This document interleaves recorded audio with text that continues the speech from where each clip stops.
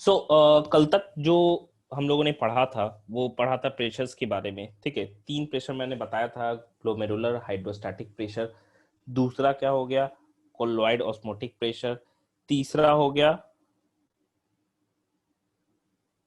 Capsular hydrostatic pressure. तो 3 pressure काम कर रहा है। सबसे पहले हम बात करते हैं glomerular glomerular hydrostatic pressure. Hydrostatic pressure, अगर हम ग्लोमेरुलर हाइड्रोस्टैटिक प्रेशर की बात करें तो ये किस कारण से हो रहा है, तो जो डिफरेंस है एफरेंट और इफरेंट आर्टेरियोल के बीच का, ठीक है, इसी के कारण से, एक minute,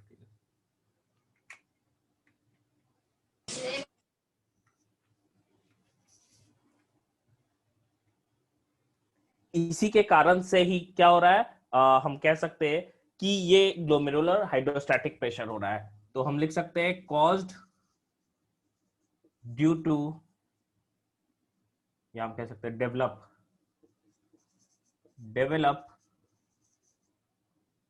due to sir, difference. हाँ बोलिए। पर इसके पहले कुछ लिखा है नहीं है? नहीं, इन diameters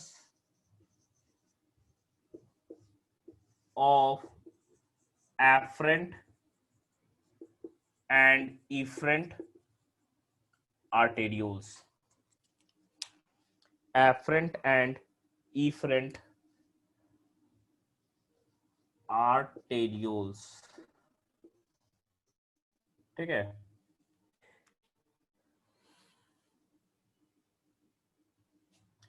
यही मेन होता है फोर्स, ठीक है, जो कि फिल्ट्रेशन करवाता है। कितना होता है लगभग, वैल्यू अगर देखेंगे तो 60 to 75 mmHg, 75 mmHg, यही मेन ड्राइविंग फोर्स होता है।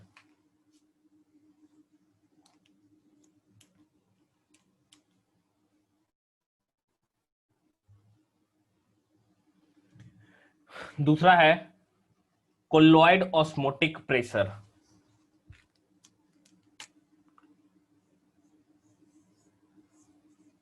कोलॉइड ऑस्मोटिक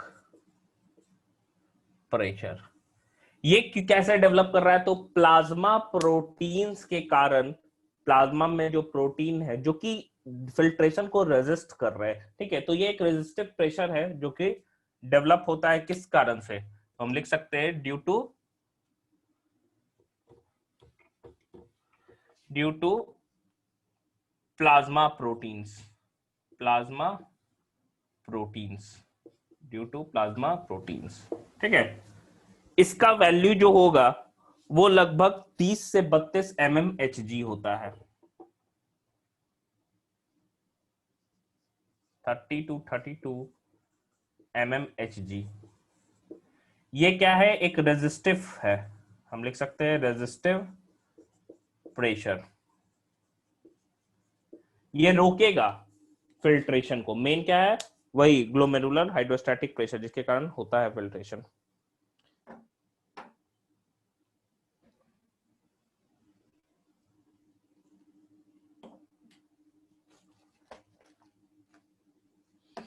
अगर हम तीसरे की बात कर रहे हैं तो तीसरा हो गया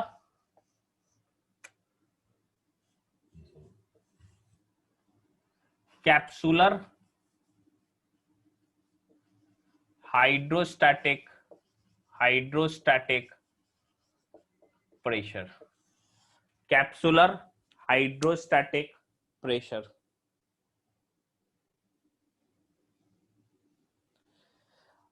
अब जैसे जैसे नीचे क्या होगा, बढ़ेगा, वैसे वैसे क्या हो जाएगा, गिरने का स्पीड क्या हो जाता है, कम हो जाता है। मतलब समझिए कि जैसे जैसे फ्लूइड बोमेंस कैप्सूल में हम कह सकते हैं कलेक्ट होगा, वैसे वैसे फिल्ट्रेशन क्या हो जाएगा, स्लो हो जाएगा। तो ये भी क्या है, फिल्ट्रेशन या फिल्ट्रेट के कारण, जो फिल्ट्रेट बोमेंस कैप्सूल में पहुंचता है उसके कारण एक रेजिस्टिव प्रेशर बिल्डअप होता है जो हम कह सकते हैं फिल्ट्रेशन को रोकने का काम करता है।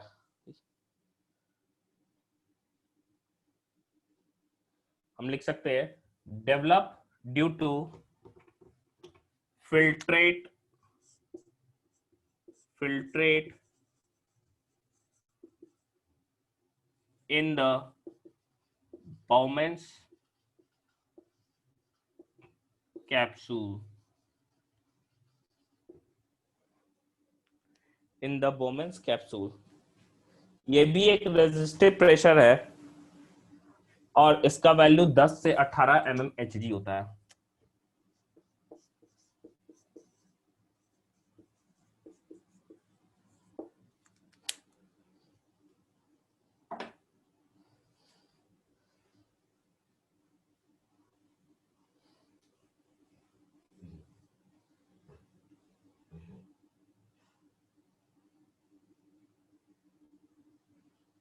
हो गया? तो अगर मैं इफेक्टिव फिल्ट्रेशन प्रेशर की बात करूं या नेट इफेक्टिव फिल्ट्रेशन की बात करूं, तो एक मेन फिल्ट्रेशन है जिसमें दो क्या हो गया रेजिस्टिव, तो क्या हो जाएगा, ये घटेगा, वही नेट इफेक्टिव प्रेशर बच जाता है।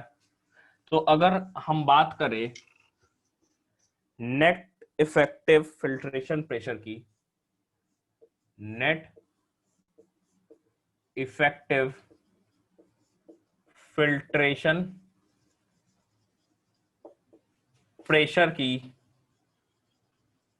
नेट इफेक्टिव फिल्ट्रेशन प्रेशर की, ठीक है, तो EFP जो होगा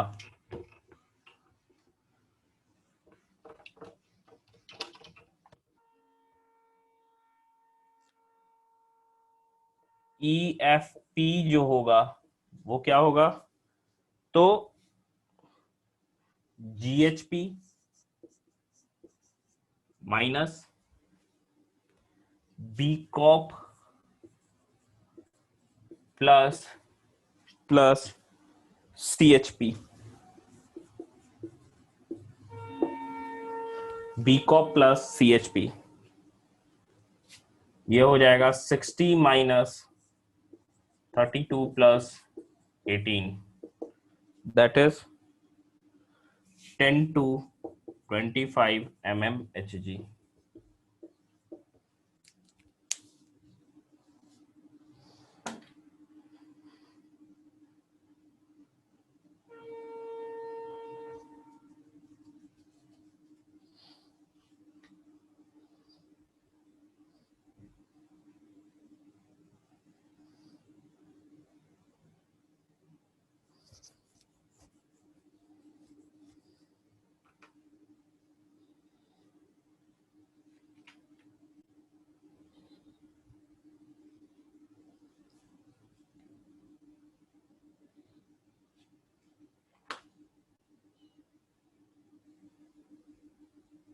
हो गया?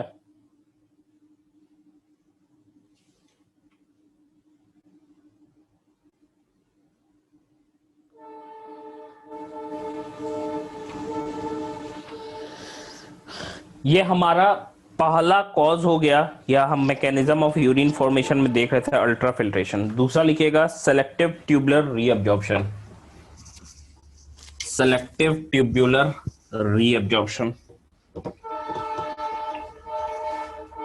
दूसरा लिखिएगा selective tubular reabsorption.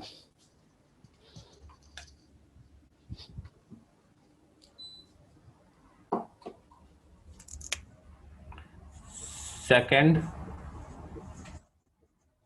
Selective tubular reabsorption. Selective, हाँ फर्स्ट वाला नेट इफेक्टिव वाला था क्या? कौन सा? हाँ वही ना, कुछ तो पॉइंट नहीं डाले थे। नहीं वो फर्स्ट नहीं था, फर्स्ट अल्ट्रा हाँ। फिल्ट्रेशन था, उसमें वो ओके पार्ट था। था, हाँ, ठीक है। अल्ट्रा फिल्ट्रेशन चल रहा था, दूसरा सेलेक्टिव ट्यूबुलर रीअब्जॉर्प्शन।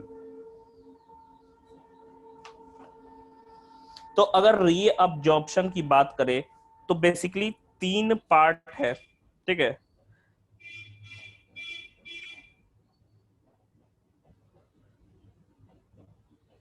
क्योंकि आप देखो कि जितना फिल्ट्रेट बन रहा है, फिल्ट्रेट टोटल एक दिन में कितना बन रहा है, तो 180 लीटर के आसपास बन रहा है, और यूरिन का रिमूवल कितना हो रहा है, 1 से 1.5 लीटर मात्र। तो लगभग 99% क्या है, पार्ट हम कह सकते हैं कि वापस क्या हो जाता है, रीअब्सॉर्ब हो जाता है वाटर का। तो या हम कह सकते हैं कि जो प्लाज्मा वाला पार्ट है वो क्या होता है, रीअब्सॉर्ब हो जाता है। तो कौन कौन सा चीज रीअब्जॉर्प्शन हो रहा है, नाम यहाँ पे सेलेक्टिव इसलिए रखा हुआ है क्योंकि बहुत सेलेक्टेड सब्सटेंस को रीअब्सॉर्ब किया जाता है by active as well as passive diffusion. ठीक है,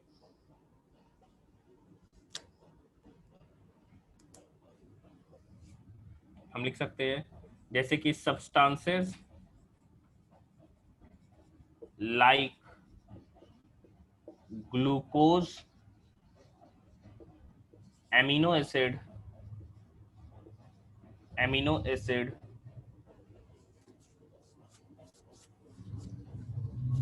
इसका रीअब्जॉर्प्शन एक्टिवली होता है, एक्टिवली होता है।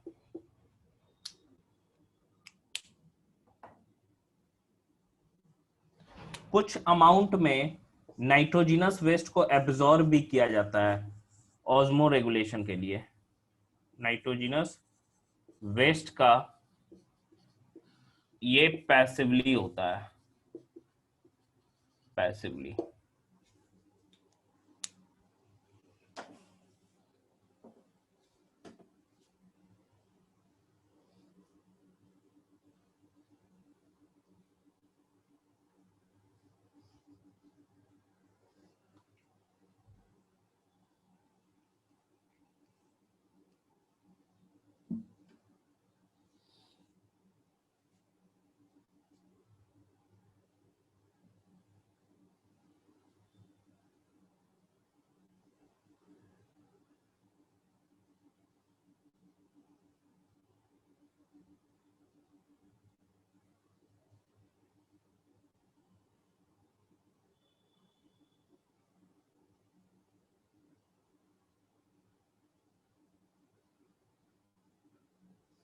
हो गया। अब देखिए ये अलग अलग पार्ट में होता है, पीसीटी में अलग होगा रीअब्जॉर्प्शन, हेनलीज लूप में अलग होगा, और डीसीटी में अलग होगा।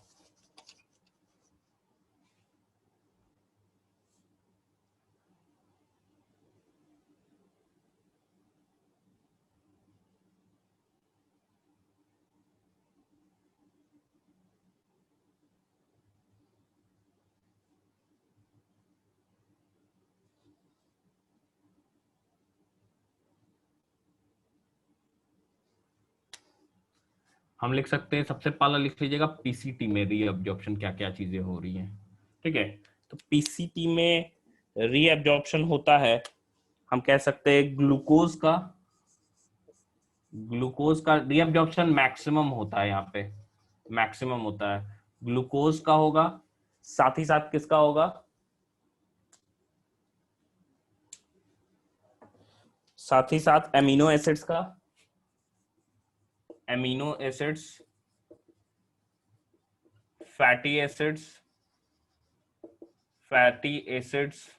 ठीक है, एमिनो एसिड्स, फैटी एसिड्स, ये एक्टिव ट्रांसपोर्ट के थ्रू होता है, एक्टिव ट्रांसपोर्ट के थ्रू होगा। ठीक है, वहीं पे water and chloride ion, water plus chloride ion, ये पैसिवली डिफ्यूज करता है, पैसिवली डिफ्यूज करेगा।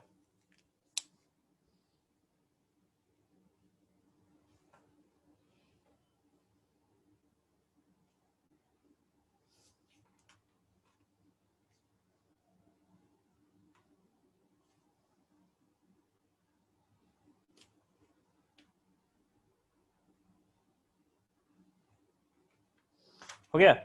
दूसरा देखिए, हम बात कर रहे हैं हेनलीज लूप की, हेनलीज लूप, यहां पे रीअब्जॉर्प्शन मिनिमम होता है। दो पार्ट है further, descending limb, descending limb, descending limb की हम बात कर रहे हैं, सॉरी इंक नहीं है, खत्म हो गया है, इसीलिए काफी लाइट चल रहा।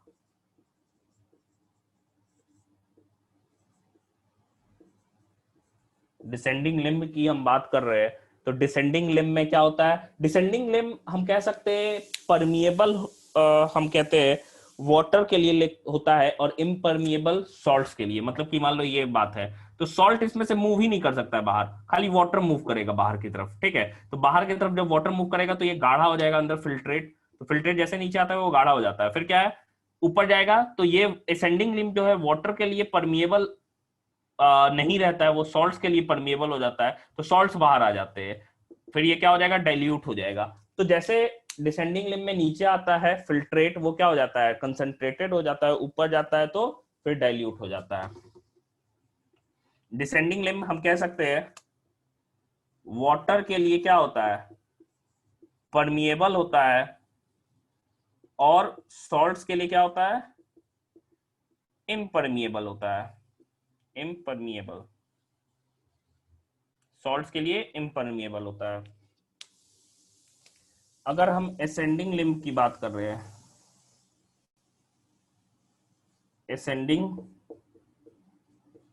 लिम्ब, असेंडिंग लिम्ब ये क्या होता है वाटर के लिए क्या हो जाता है इम्परमिएबल हो जाता है, और सॉल्ट्स के लिए क्या हो जाता है परमिएबल हो जाता है। तो यहां पे क्या हो जाएगा, यहां पे हम कह सकते हैं फिल्ट्रेट इसके कारण क्या हो जा रहा है कॉन्संट्रेटेड हो जा रहा है, कॉन्संट्रेटेड, और इसमें क्या हो जा रहा है फिल्ट्रेट वापस डाइल्यूट हो जा रहा है, फिल्ट्रेट डाइल्यूट,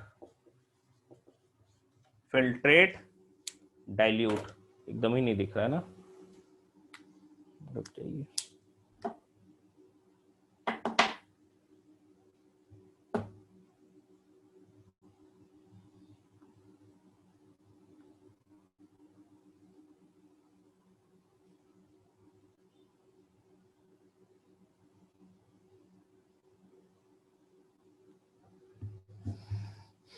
ये फिल्ट्रेट है,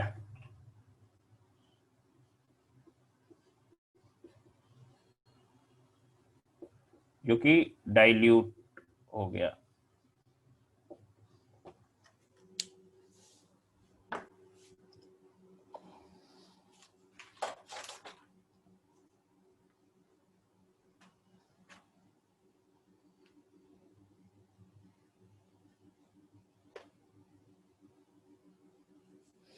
हो गया। अब देखिए हेनलीज लूप के बाद क्या आ जाएगा डीसीटी हो जाएगा, डीसीटी हो जाएगा। डीसीटी में कंडीशनल हम कह सकते हैं रीअब्जॉर्प्शन सोडियम और वाटर का होता है,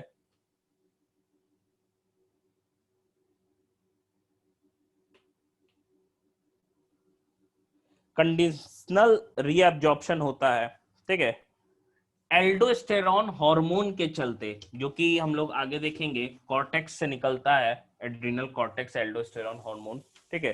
तो उसके कारण हम कह सकते हैं कंडीशनल, कंडीशनल रीअब्जॉर्प्शन होता है। कंडीशनल वर्ड इसलिए यूज किया गया कि एडीएच के प्रेजेंस में हो रहा है, absorption of sodium ion and water, of sodium ion and water।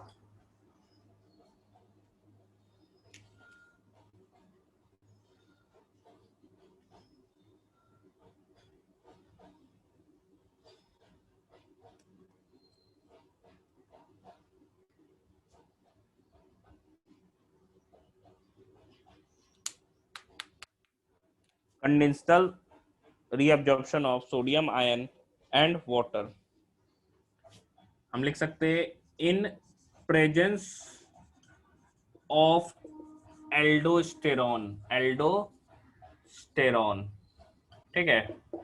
Sodium ion actively absorb होता है और एल्डोस्टेरॉन, सोडियम आयन जो है, सोडियम आयन वो एक्टिवली एब्जॉर्ब होगा, और हम लिख सकते हैं in presence of ADH anti diuretic hormone, ठीक है। वाटर जो होता है वो पैसिवली रीअब्जॉर्ब होता है। पैसिवली रीअब्जॉर्ब होगा। तो यहाँ कंडीशनल रीअब्जॉर्प्शन हो रहा है सोडियम और वाटर का एल्डोस्टेरोन एंड एडीएच के प्रेजेंस में। फिर लास्ट रीअब्जॉर्प्शन कहाँ हो रहा है, तो हम कह सकते हैं कलेक्टिंग डक्ट में। कलेक्टिंग डक्ट में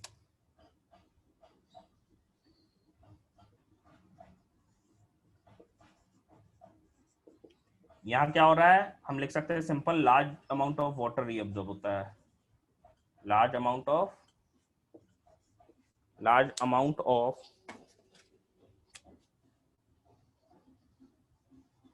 water is reabsorbed. Large amount of water is reabsorbed. Large amount of water is reabsorbed.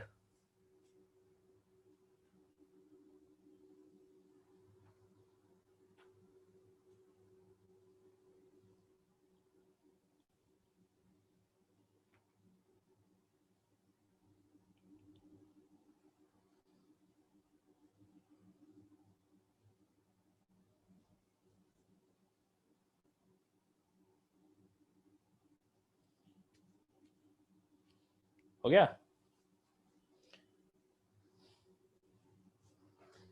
तो ये हमारा सेलेक्टिव रीअब्जॉर्प्शन हो गया। लास्ट टॉपिक है tubular secretion. Tubular secretion, tubular secretion, कुछ सिक्रीशन हो रहे हैं वापस फिल्ट्रेट के अंदर, ठीक है। कुछ सिक्रीशंस हो रहे हैं फिल्ट्रेट के अंदर, और हम कह सकते हैं कि यहाँ पे भी ये मेनली हेनलीज लूप पे नहीं होता है, पीसीटी, डीसीटी और कलेक्टिंग डक्ट में ही होता है। किन किन सब्सटेंसेस का सिक्रीशन हो रहा है वापस फिल्ट्रेट के अंदर, ये थोड़ा देख लेते हैं हम लोग। सबसे पहले हम बात करते हैं अगर पीसीटी की, तो ये ट्यूबुलर सिक्रीशन तो एक्टिव प्रोसेस है। सबसे पहली बात, ये टोटली एक्टिव प्रोसेस है, जो कि कहां होता है, पीसीटी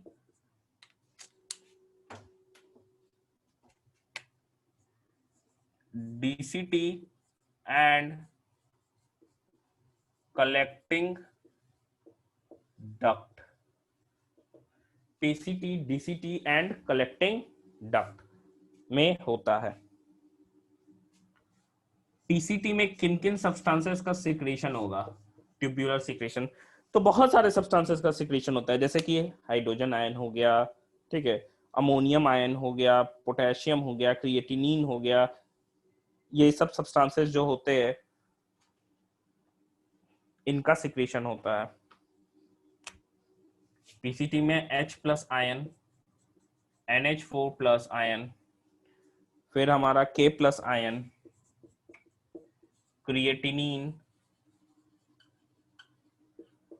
ड्रग्स, सर्टेन जो ड्रग्स होते हैं उनका सिक्रीशन होता है वापस फिल्ट्रेट के अंदर, जो कि यूजलेस नहीं है, यूजलेस है। फिर क्या हो गया, हिप्प्यूरिक एसिड। हिप्प्यूरिक एसिड बताए थे, पिरिमिडिन एंड प्यूरिन टूटता है हिप्प्यूरिक एसिड में। और पीसीटी में हाइड्रोजन, सॉरी, डीसीटी में हाइड्रोजन आयन और पोटेशियम आयन का, डीसीटी में hydrogen ion and potassium ion का होता है। Hydrogen ion and potassium ion.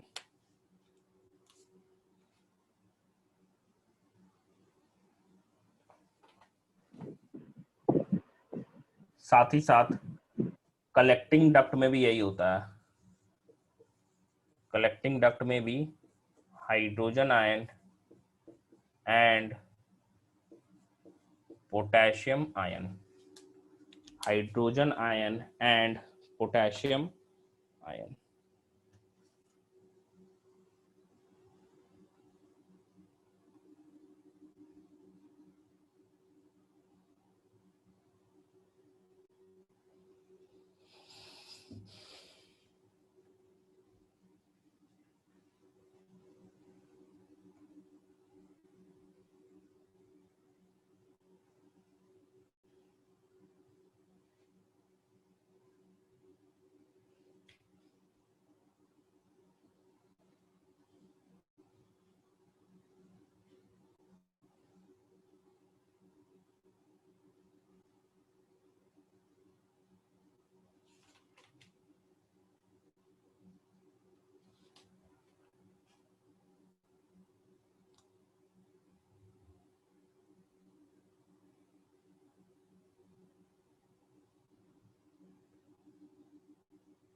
हो गया।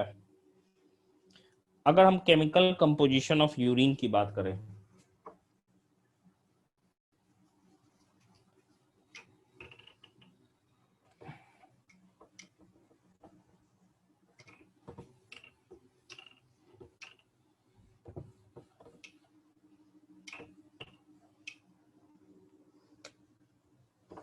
हम बात कर रहे हैं chemical composition of urine, of urine, chemical composition of urine, chemical composition of urine. अगर हम वाटर की बात कर रहे हैं 95% होगा, ठीक है। नेक्स्ट यूरिया की बात कर रहे हैं हम 2.6% होगा। फिर इलेक्ट्रोलाइट्स लगभग 2% इसमें होता है।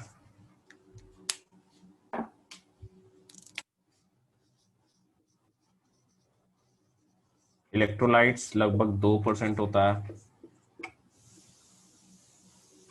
ठीक है।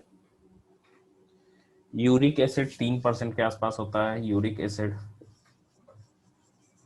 3% के आसपास होता है। फिर क्रिएटिनिन 0.3% होता है, अमोनिया 0.3% होता है, अमोनिया भी 0.3% होता है। हिप्यूरिक एसिड, हिप्यूरिक एसिड भी 0.3% होता है। टोटल यूरिया जो एक्सक्रीट होता है, यूरिया एक्सक्रीटेड पर डे जो होता है, total urea excreted per day लगभग 25 से 30 ग्राम यूरिया एक्सक्रीट आउट होता है। हाँ, अमोनिया के नीचे क्या लिखे हैं? हिप्यूरिक, HIPPURIC, हिप्यूरिक एसिड।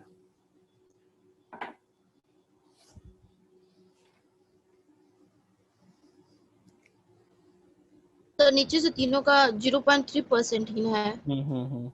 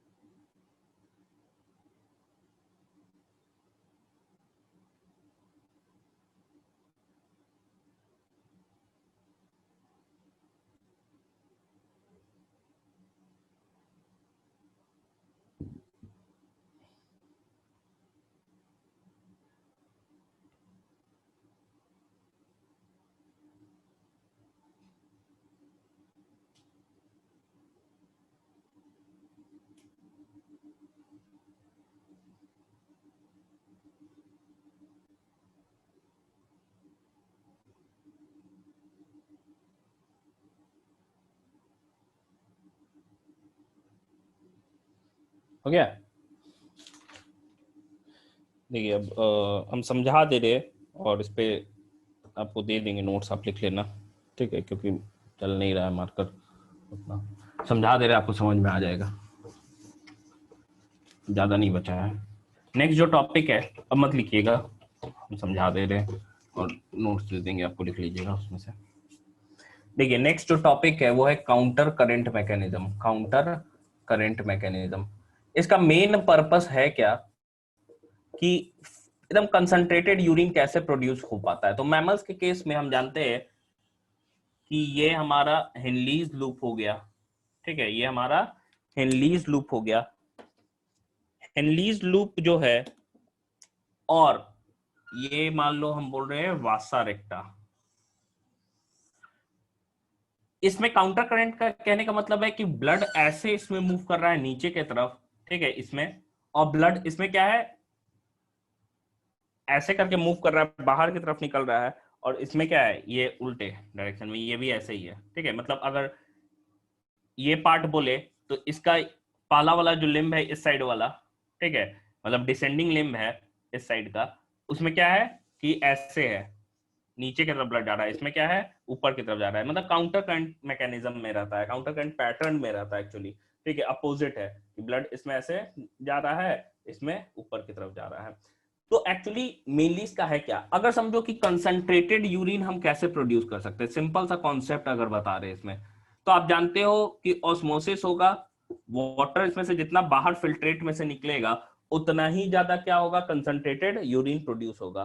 तो वाटर कैसे हम निकाल सकते हैं, अगर बाहर के इंटरस्टिशियल जो फ्लूइड है या किडनी का जो इंटरस्टिशियल फ्लूइड है उसको हम क्या कर देंगे, हाइपरटोनिक अगर कर देते हैं, और हाइपरटोनिक करते ही चले जाएंगे तो क्या हो जाएगा, ये कंसंट्रेटेड यूरिन निकलते चला जाएगा। हाइपरटोनिक हम कर कैसे सकते हैं, इसमें सॉल्ट्स का कंसंट्रेशन इंक्रीज करके, तो सॉल्ट ही डिफ्यूज करते रहता है, ठीक है, सॉल्ट डिफ्यूज करते रहता है बाहर की तरफ। जैसे हम अगर डिसेंडिंग लिम्ब की बात करें, धीरे धीरे इसका कंसंट्रेशन क्या होता है, इंक्रीज होता चला जाता है, क्योंकि आप जानते हो 400 600 धीरे धीरे क्या हो जाएगा, नीचे की तरफ मूव करेगा तो क्या हो जाएगा, कंसंट्रेटेड। अभी हम लोग देखें, क्योंकि ये पार्ट क्या होता है, परमिएबल होता है वाटर के, तो वाटर बाहर मूव करेगा, ये वाला क्या होता है, सॉल्ट्स के लिए होता है, तो सॉल्ट्स बाहर मूव करेगा, तो सॉल्ट्स बाहर मूव किया ना, तो कहां आ गया सॉल्ट्स, इंटरस्टिशियम में।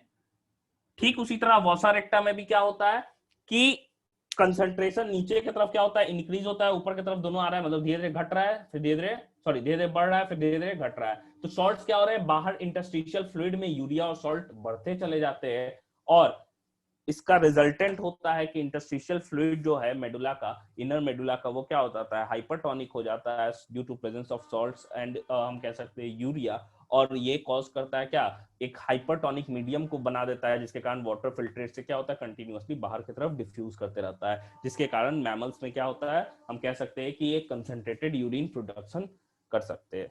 समझ में आया, सिंपल सा कॉन्सेप्ट है, हाइपरटोनिक करना है सॉल्ट्स को बाहर, और क्योंकि इसमें जो ब्लड का फ्लो हो रहा है वो रिवर्स डायरेक्शन में, इसीलिए इसको हम लोग काउंटर करंट मैकेनिज्म कहते हैं। ये किसके बीच हो रहा है, वॉसा रेक्टा एंड हम कह सकते हैं कौन सा, ये हेनलीज लूप।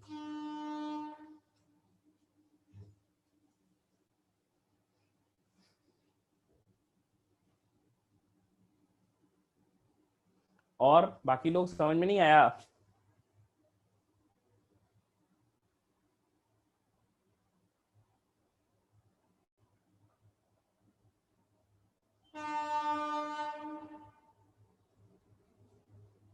ठीक है।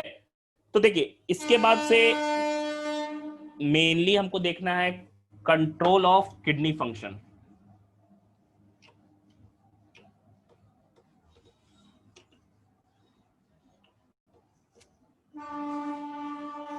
मेनली हमको देखना है control of kidney function, control of kidney function, ये भी मत लिखिएगा, अब लिखिए मत, समझिए।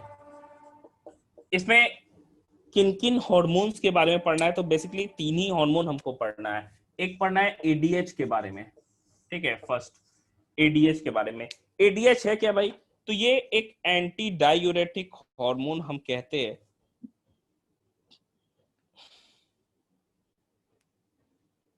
और इसका दूसरा नाम वैसोप्रेसिन भी हम कहते हैं, वैसोप्रेसिन।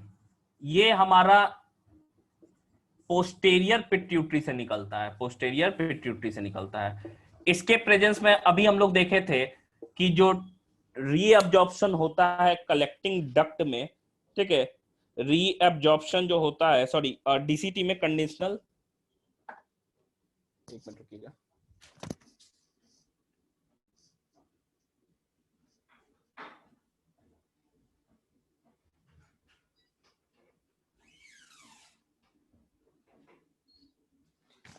इसके प्रेजेंस में कंडीशनल हम लोग देखें कि रीअब्जॉर्प्शन वाटर का होता है, मतलब जितना ज्यादा पोस्टीरियर पिट्यूटरी से एडीएच निकलेगा उतना ही ज्यादा क्या होगा, हम कहते हैं कि रीअब्जॉर्प्शन वाटर का होगा, तो उतना ही कम डाइल्यूट यूरिन मतलब कंसंट्रेटेड यूरिन प्रोड्यूस होगा। तो हम देखते हैं कि समर सीजन में क्या होता है, एडीएच का सिक्रीशन ज्यादा होता है, लेकिन जैसे जैसे टेम्परेचर घटेगा एडीएच क्या होता है, कम निकलता है, मतलब ठंड में एडीएच कम निकलता है, इसीलिए वाटर का रीअब्जॉर्प्शन क्या होता है, कम होता है, इसलिए ठंड में यूरिनेशन का फ्रीक्वेंसी भी ज्यादा होता है, क्वांटिटी भी ज्यादा है। एक तो कारण समर में कि स्वेटिंग भी होता है, ठीक है, तो मोस्टली पार्ट स्वेट से ही वाटर निकल जाता है।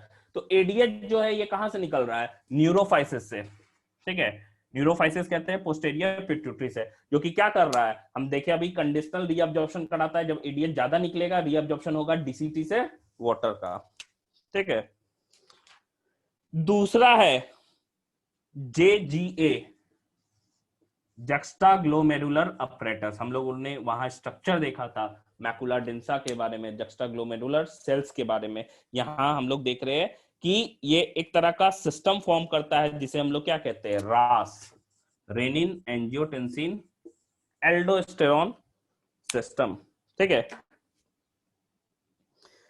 तो जैसे ही देखा जाता है कि मान लो कि जीएफआर या ग्लोमेरुलस फिल्ट्रेशन रेट जो है, ग्लोमेरुलर फिल्ट्रेशन रेट, इसमें जब डिक्रीज होता है, डिक्रीज होगा इसका मतलब क्या है कि कम फिल्ट्रेट बन रहा है, तो जो जेजी सेल्स है या फिर हम कह सकते हैं जक्स्टा ग्लोमेरुलर सेल्स है, वो क्या हो जाते हैं, एक्टिवेट हो जाते हैं, और एक्टिवेट होके एक एंजाइम निकालते हैं जिसे हम रेनिन कहते हैं, ठीक है, ध्यान से समझिएगा, मतलब जब भी क्या होता है जीएफआर में फॉल होगा, जीएफआर कम होगा तो कम फिल्ट्रेट बन रहा है, तो जो जेजी सेल्स होंगे, ठीक है, जस्टा ग्लोमेरुलर सेल्स, वो एक्टिवेट होके क्या निकालेंगे, एक एंजाइम निकालेंगे जिसको हम लोग क्या कहते हैं, रेनिन कहते हैं। रेनिन क्या करेगा, ब्लड में एक एंजाइम प्रेजेंट होता है जिसको हम एंजियोटेंसिनोजेन कहते हैं, टेंसिनोजेन, ये टेंसिनोजेन इनएक्टिव फॉर्म में, इसको हम कह सकते हैं कि एक एक्टिव फॉर्म पेप्टाइड में कन्वर्ट करेगा जिसको एंजियोटेंसिनोजेन, एंजियोटेंसिन सॉरी, टेंसिन सेकंड में कन्वर्ट करता है, ठीक है, एंजियोटेंसिन सेकंड में कन्वर्ट करता है। और एंजियोटेंसिन सेकंड है क्या भाई, तो एक वैसो कंस्ट्रिक्टर है। अब देखो ग्लोमेरुलस में क्या हो रहा है कि फिल्ट्रेशन घटा है, तो फिल्ट्रेशन घटा है, अगर हम उसके कैपिलरीज को और टाइट कर देंगे या कंस्ट्रिक्ट कर देंगे तो फिल्ट्रेशन क्या हो जाएगा, प्रेशर से क्या हो जाएगा, बढ़ जाएगा, ठीक है, क्योंकि मेन जो प्रेशर कॉज करता है, अभी हम लोगों ने देखा था, आपने अभी मैंने बताया था कि जो मेन प्रेशर होता है वो कौन सा होता है, ग्लोमेरुलर हाइड्रोस्टैटिक प्रेशर, जो कि क्या कराता है, फिल्ट्रेशन कराता है। तो ये जो ग्लोमेरुलर हाइड्रोस्टैटिक प्रेशर है ये क्यों डेवलप हो रहा है, तो अगर जीएफआर गिरेगा, तो जीएफआर गिरेगा तो जेजी जो सेल्स है वो क्या रिलीज करेंगे, रेनिन, जो ब्लड में जाके एंजियोटेंसिनोजेन को एंजियोटेंसिन सेकंड में कन्वर्ट करेगा, जो कि एक पावरफुल वैसो कंस्ट्रिक्टर है, और वैसो कंस्ट्रिक्टर क्या करेगा, वो कैपिलरीज को कंस्ट्रिक्ट करेगा, कॉन्ट्रैक्ट कराएगा, और फिल्ट्रेशन क्या हो जाएगा, इंक्रीज हो जाएगा, ठीक है।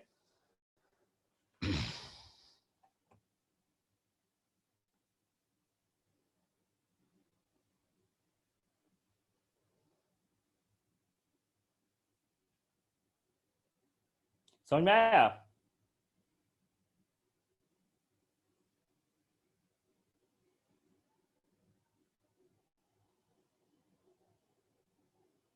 और जैसे जैसे क्या होगा कि आपका ये जीएफआर इंक्रीज होगा तो ये निगेटिव फीडबैक मैकेनिज्म पे काम करता है, जीएफआर जैसे जैसे बढ़ेगा तो फिर क्या होगा, एड्रिनल ग्लैंड है, हम कह सकते हैं एड्रिनल कॉर्टेक्स, एड्रिनल कॉर्टेक्स वो स्टिमुलेट होकर एल्डोस्टेरोन निकालता है, जो कि फर्दर क्या होगा कि हम कह सकते हैं सोडियम और वाटर का रीअब्जॉर्प्शन बढ़ जाता है डीसीटी में। ये दो हम लोगों ने देख लिया कि कंट्रोल हो रहा है किडनी फंक्शन का एडीएच और जेजी सेल्स के कारण।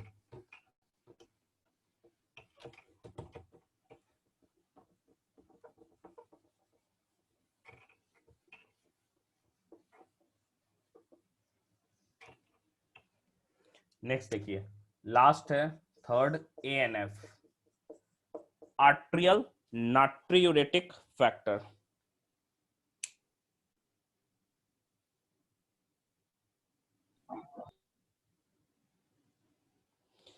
ये क्या है, जैसे ही ब्लड प्रेशर बढ़ता है, ठीक है, ब्लड प्रेशर बढ़ता है तो हार्ट सेल्स जो है, एक तरह के हम कह सकते हैं कि जो आर्टरिया है हार्ट के, वो क्या करते हैं, रिलीज करते हैं एक तरह के हार्मोन को।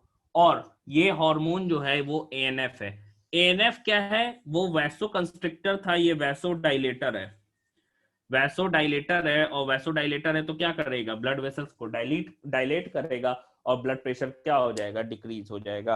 और ये रेनिन किडनी से जो निकल रहा है, हम कह सकते हैं रेनिन, उसके भी सिक्रीशन को रोकता है और एक तरीके से चेक लगाता है, या फिर हम कह सकते हैं इनहिबिट करता है, या फीडबैक मैकेनिज्म को कंप्लीट करता है एएनएफ। ठीक है, तो तीन जो हार्मोनल एक्शन है जो किडनी के फंक्शन को रेगुलेट करता है, एक हमारा क्या हो गया, एडीएच, दूसरा हो गया जेजीए या फिर रास जिसे हम कहते हैं, और तीसरा हो गया एएनएफ।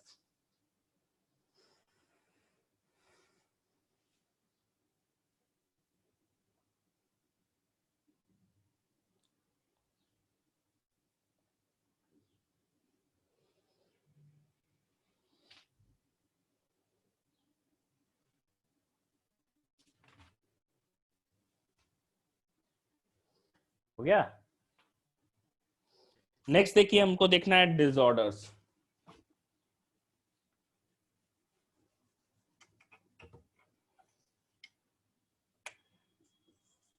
नेक्स्ट देखना है डिसऑर्डर्स। नेक्स्ट देखना है डिसऑर्डर्स। अगर हम डिसऑर्डर्स की बात करें, ठीक है, डिसऑर्डर्स की बात करें तो सबसे पहला जो डिसऑर्डर है वो यूरेमिया है। यूरेमिया का मतलब क्या होता है कि एक्सेस यूरिया प्रोड्यूस होने लगा है, ठीक है, तो यूरिया का जो रीअब्जॉर्प्शन हो रहा है वो क्या हो रहा है, जरूर डिक्रीज हो जाता है। और ब्लड में यूरिया का कंसंट्रेशन बढ़ जाता है, मतलब यूरिया का रीअब्जॉर्प्शन क्या होता है, ज्यादा होने लगता है। और उस केस में क्या हो सकता है कि ज्यादा यूरिया हो जाएगा ब्लड के अंदर, तो किडनी भी फेल हो सकता है। किडनी फेलियर जो हम लोग कहते हैं, इसका रिजल्टेंट, या उसी को हम क्या कह सकते हैं, रीनल फेलियर। तो रीनल फेलियर का तो एक ही टेम्पोररी आज की डायलिसिस में पर्सन चला जाता है, अनटिल उसको क्या मिल जाए, एक हेल्दी डोनर मिल जाता है किडनी का, फिर किडनी ट्रांसप्लांटेशन हम लोग करते हैं। फिर एक और डिसऑर्डर्स है जिसको हम कहते हैं मेरुलो नेफ्राइटिस। आइटिस वर्ड हमेशा हम लोग लगाते हैं किस चीज के लिए, स्वेलिंग के लिए या इन्फ्लेमेशन के लिए। तो अगर हम कह सकते हैं कि इन्फ्लामेशन हो जाता है तो ग्लोमेरुलस के अंदर, तब भी क्या हो जाता है, किडनी फेलियर हो जाता है, क्योंकि इन्फ्लामेशन होगा तो सही से क्या हो जाएगा, कहीं पे भी इन्फ्लामेशन होगा तो लास्ट हम कह सकते हैं कि वो डैमेज हो जाएगा, पार्ट फिल्ट्रेशन नहीं कर पाएगा। तो ये भी एक तरह का हम कह सकते हैं कि टोटली देखो जो भी चीजें हैं, अल्टीमेट उसका रिजल्ट रीनल फेलियर ही होगा। ठीक है, रीनल फेलियर होगा अगर इमीडिएटली उसको नहीं मिल पाता है, डायलिसिस पे नहीं जा पाता है, या फिर वो इंडिविजुअल को डोनर नहीं मिल पाता है, तो डेथ हो जाएगा। फिर एक और डिसऑर्डर है जिसको रीनल कैलिकुली कहते हैं, रीनल कैलकुली, जो बोलते हैं किडनी में पत्थर हो गया है, ठीक है, किडनी में पत्थर हो गया जिसको रीनल कैलकुली हम लोग बोलते हैं, या यूरोलिथियासिस, इसको हम लोग कॉमन लैंग्वेज में, सॉरी कॉमन कह रहे हैं, साइंटिफिक टर्म में यूरोलिथियासिस लिथियासिस बोलते हैं। किडनी में स्टोन हो जाना, जैसे कि वो स्टोन कैल्शियम ऑक्सलेट का हो सकता है, ठीक है, यूरिक एसिड उसमें डिपॉजिट हो सकता है, ये सारी चीजें इसमें रहते हैं, कैल्शियम फॉस्फेट हो सकता है। तो ये कुछ डिसऑर्डर्स है, यही चार पढ़ना है डिसऑर्डर्स।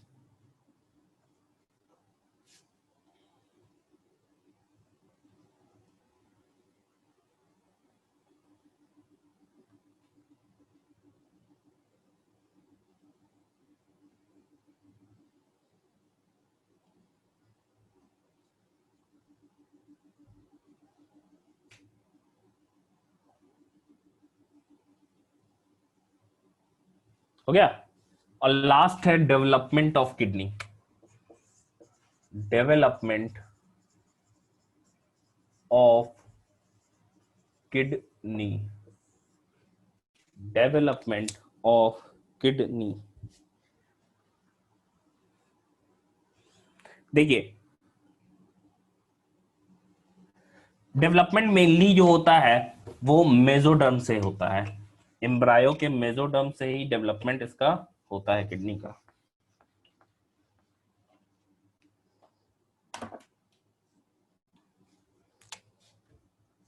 मेसोडर्म ऑफ एम्ब्रायो से डेवलप करता है, एक प्लेट लाइक स्ट्रक्चर डेवलप करता है, ठीक है, जिसको नेफ्रोटोम प्लेट कहते हैं। एक प्लेट लाइक स्ट्रक्चर डेवलप करता है जिसके अंदर ट्यूब्स का नेटवर्क होता है, और ये प्लेट लाइक स्ट्रक्चर को हम क्या कह रहे हैं, नेफ्रोटोम कहते हैं, नेफ्रोटोम प्लेट, नेफ्रोटोम प्लेट। और इसके अंदर जो ट्यूबुलर नेटवर्क प्रेजेंट होता है उसको नेफ्रॉज कहते हैं। इसके अंदर जो tubular nephro plate sorry tubes आता है जिसको नेफ्रॉज कहते हैं।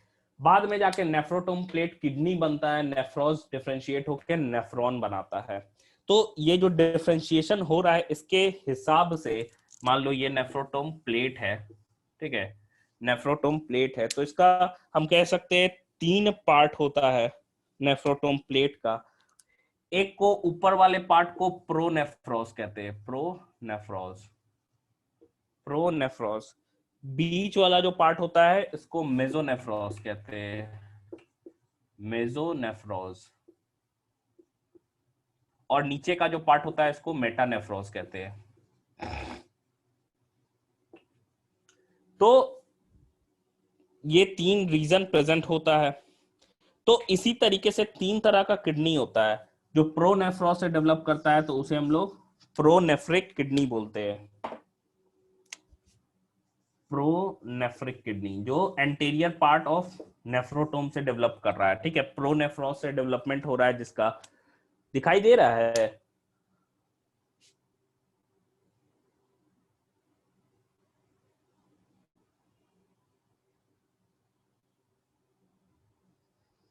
ठीक है, कोशिश कीजिए, आंख पे जोर पड़ रहा है।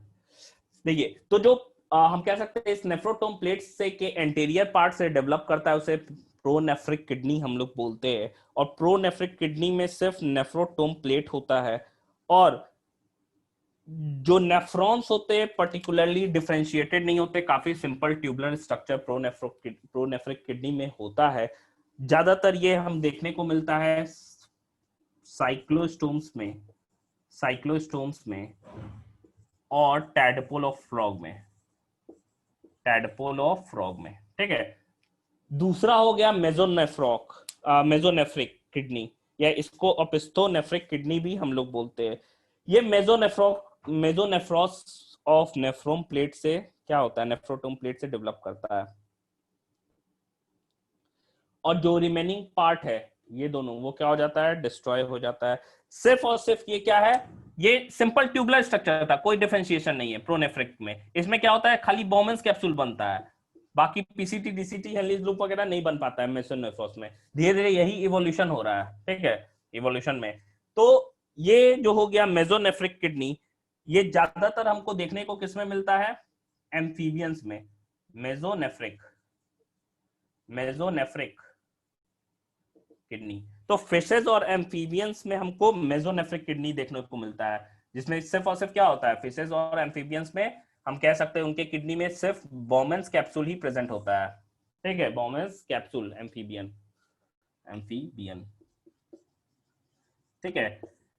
और लास्टली क्या है, लास्ट जो पोस्टेरियर प्लेट है, मेटानेफ्रॉस हम लोग कहते हैं, उससे जो डेवलप किडनी हो रहा है उसे मेटानेफ्रिक किडनी कहते हैं, मेटानेफ्रिक किडनी। इसमें पूरा का पूरा किडनी डेवलप है, बॉमेंस कैप्सूल है, पीसीटी डीसीटी हेनलीज लूप वगैरह सारा चीज प्रेजेंट होता है। ये एडवांस है तो रेप्टाइल्स में, रेप्टाइल्स का किडनी ऐसे डेवलप होता है, बर्ड्स हो गए, मैमल्स हो गए, उनमें ऐसा। तो ये इवोल्यूशन हो गया किडनी का, प्रोनेफ्रॉस या pronephric, mesonephric kidney, metanephric kidney. इसमें सिंपल खाली ट्यूब है, इसमें क्या है, सिर्फ बॉमेंस कैप्सूल है, इसमें क्या है, पूरा डेवलपमेंट है। तो यही देखिए इवोल्यूशन हो गया। तो यही चीज है, मेसोडर्मल ओरिजिन होता है किडनी का, नेफ्रोटोम प्लेट बनाता है जिसमें ट्यूबुलर नेटवर्क है जिसको नेफ्रॉस बोलते हैं। समझ में आया?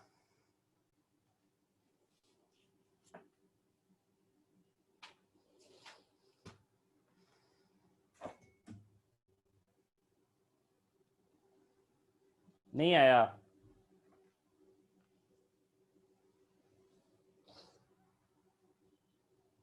बोर्ड बोर्ड तो एकदम ब्लर है, उतारने का जरूरत नहीं, हम भेज देंगे। साउंड ही नहीं आ रहा है।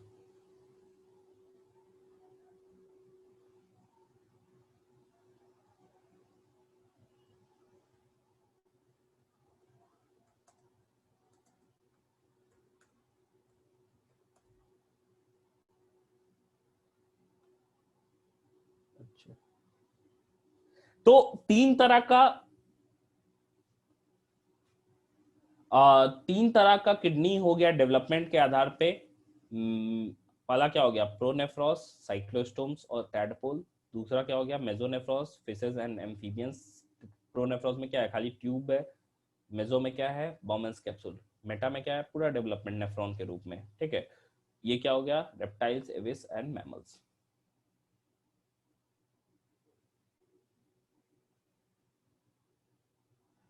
ठीक है, तो ये हमारा चैप्टर खत्म हो गया, एक्सप्रेशन खत्म हो गया। कल हम लोग लोकोमोशन एंड मूवमेंट वाला, सॉरी, ये वाला पार्ट हम लोग का हो चुका था, मसल्स का। सिर्फ बोन पढ़ना है, तो कल बोन पढ़ेंगे। ठीक है,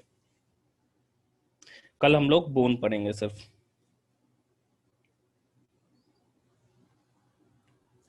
ठीक है, कल हम लोग बोन पढ़ेंगे। बोन बच गया, ब्रेन बच गया, और chemical and control and coordination बच गया। केमिकल कंट्रोल एंड कोऑर्डिनेशन बोल रहे वो लास्ट चैप्टर वही है, हार्मोन एक्शन,